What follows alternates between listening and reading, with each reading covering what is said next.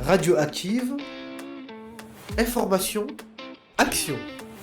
Elles apparaissent à l'écran. Donc on est avec Madame Pascale Dauger, bonjour. Bonjour. Et aussi avec Isaline, du coup, qui est une apprentie, bonjour à toi. Bonjour.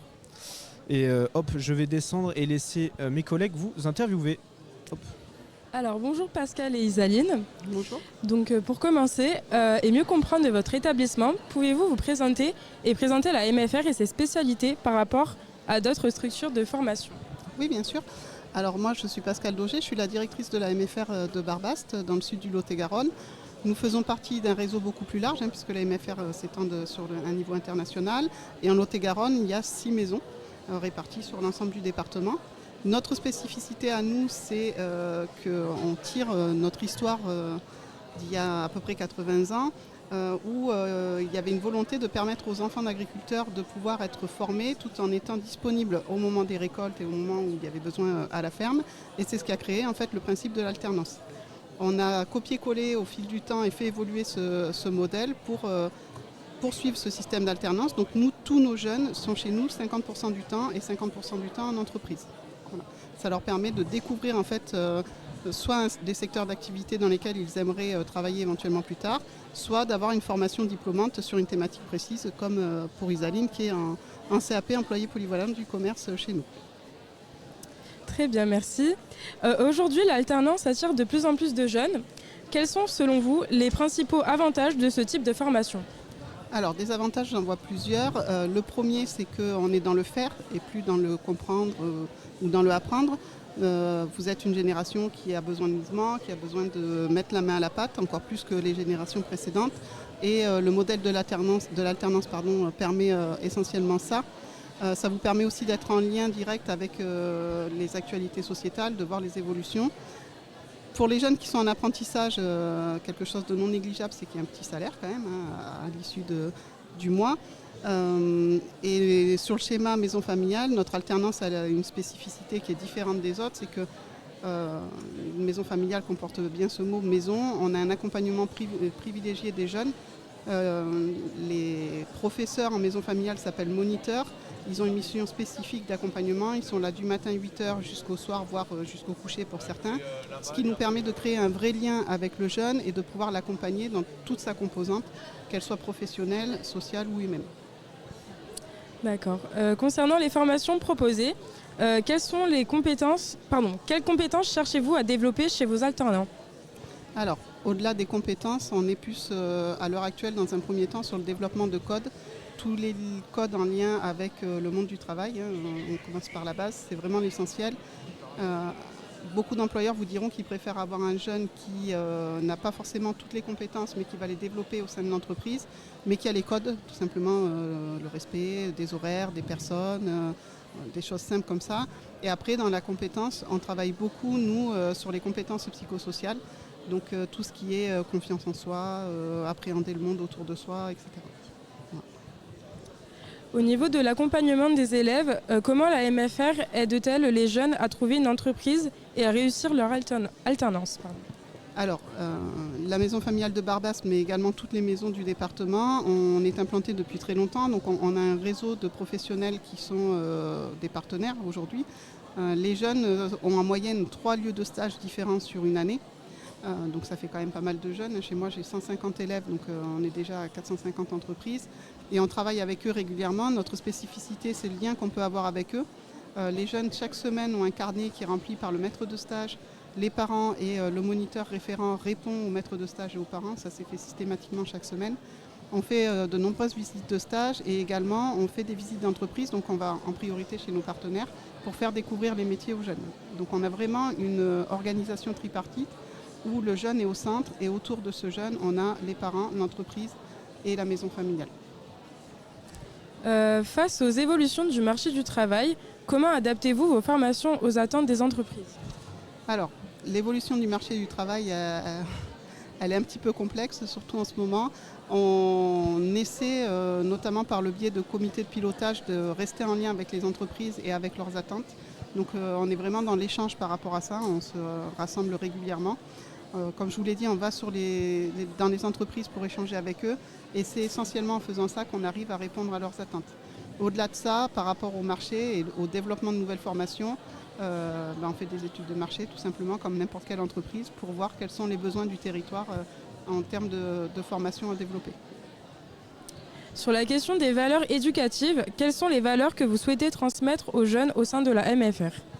Alors, la valeur fondamentale, je pense que c'est le respect. C'est ce qui les servira le plus et dans toutes les sphères de qui ils sont. Et quand on parle de respect des autres, mais surtout le respect de soi. La première chose qu'on leur apprend, c'est ça. Les jeunes, soyez gentils avec vous. Si vous êtes gentils avec vous, après, ça va rouler tout seul. Et pour conclure, s'adresser aux futurs élèves, quel message aimeriez-vous transmettre à un jeune qui hésite à rejoindre une MFR ? Le message, il est simple, c'est que en fait, notre slogan, c'est maison familiale et rurale, apprendre autrement. Et on est vraiment dans le autrement, c'est-à-dire qu'il n'y a pas de cours ou très peu de cours qui sont déjà pré-rédigés par les moniteurs avant d'entrer en classe. On se nourrit de tout ce que les jeunes peuvent voir sur leur territoire, donc en stage, dans leur famille, s'ils vont voir une exposition ou quoi que ce soit. On se nourrit de ça pour construire. Quand on a une carence d'information, on sort avec les jeunes pour aller chercher de l'information à l'extérieur. Et on est vraiment sur, se nourrir de ce que le jeune peut rencontrer au quotidien pour pouvoir construire les séquences de cours. Et on fait ça dans quasiment toutes les matières. Par exemple, pour des mathématiques, je ne sais pas pourquoi je prends cet exemple, je suis très mauvaise en mathématiques, mais pour la proportionnalité, on peut imaginer qu'on va faire un 4/4 avec les jeunes en cuisine. Voilà, c'est un modèle bateau, mais on est vraiment dans l'action. Très bien. Eh bien, merci d'avoir répondu à mes questions. Est-ce que Avec vous avez plaisir. des questions autres, Nino ? Est-ce que tu as d'autres questions à me poser ? Hop, je me démute. Et maintenant, on va pouvoir se passer aux questions pour Isaline. Donc je te laisse, Mallory, poser vos questions. Merci. Du coup, Isaline, pour commencer et mieux comprendre ton parcours, pourquoi tu as choisi la formation en alternance à la MFR plutôt qu'un lycée classique ? Alors moi j'ai choisi la MFR en alternance du coup puisque le lycée classique ça me suffisait pas, j'aime pas trop rester en classe toute la journée et les cours je comprenais pas grand chose. Du coup cette formation justement à l'alternance ça me convenait très bien. Ok. On sait que l'alternance demande de l'organisation. Comment se passe ton rythme à l'école et à l'entreprise et est-ce que c'est difficile à gérer ? Alors moi je suis à l'école que 12 semaines par an, donc une semaine par mois, 1 à 2 semaines. Et du coup, c'est facile à gérer quand même puisqu'on s'y habitue, on prend le rythme et donc c'est pas trop compliqué. Ok. Concernant ton apprentissage sur le terrain, quelles sont les compétences en vente que tu apprends le plus en entreprise ?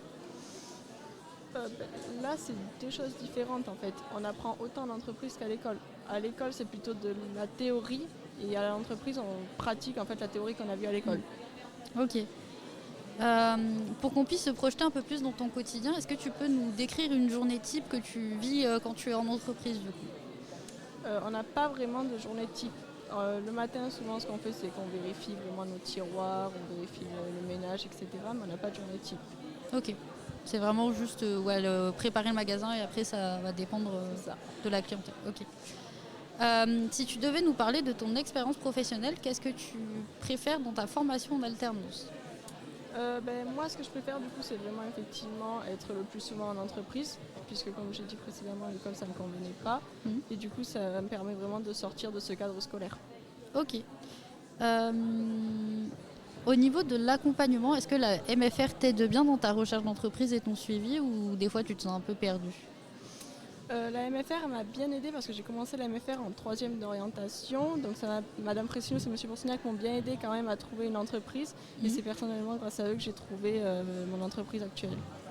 Oui, c'est super ça. Et pour aider ceux qui hésitent encore, quels conseils tu donnerais à quelqu'un qui a envie de se lancer dans la vente en alternance ? De commencer, oui, peut-être une 3e d'orientation pour justement pouvoir effectuer des stages, voir quel métier leur convient vraiment le mieux. Et aussi quel domaine, parce qu'en vente c'est très varié. Et après, oui, il y a une période d'essai de 45 jours dans une entreprise pour trouver justement si l'équipe leur convient, le métier, etc. Donc c'est vraiment le plus adapté pour eux. Ok, c'est vrai que 45 jours, ça laisse quand même le temps de voir. C'est pas mal en vrai. Hein. Est-ce qu'il y a quelqu'un qui veut rajouter quelque chose ou c'est bon ? Oui. Je rebondis sur ce qu'Isaline a dit, parce qu'effectivement, elle a fait sa classe de troisième, une seconde classe de troisième à la maison familiale. C'est des troisièmes dites d'orientation. Donc là, on travaille vraiment le projet professionnel. Et ce qu'elle a dit est important dans le sens où beaucoup de jeunes disent, par exemple, j'aime la mécanique. Donc ils vont vouloir faire une formation sur la mécanique et après, patatras, ça ne fonctionne pas.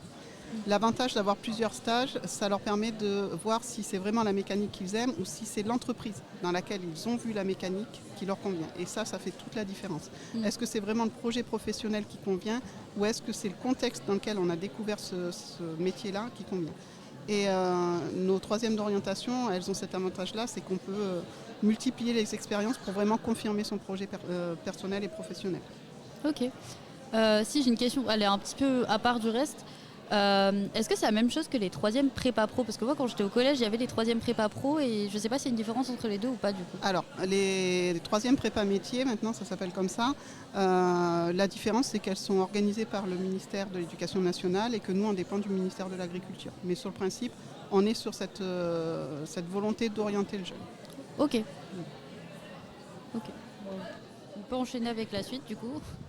Moi je vais rebondir encore une fois sur ce que vous avez dit juste avant concernant le fait que si c'est un contexte ou alors vraiment ce qu'ils aiment, c'est un truc que j'aurais bien voulu savoir parce que quand je suis parti dans mes études supérieures, moi j'avais fait une année de graphisme pour ceux qui se demandent et justement j'aimais beaucoup l'école, tout ça, mais en fait au final j'ai réalisé au cours de l'année que ça me plaisait pas du tout et du coup ça c'est dès la troisième que ça se met en place afin de leur montrer.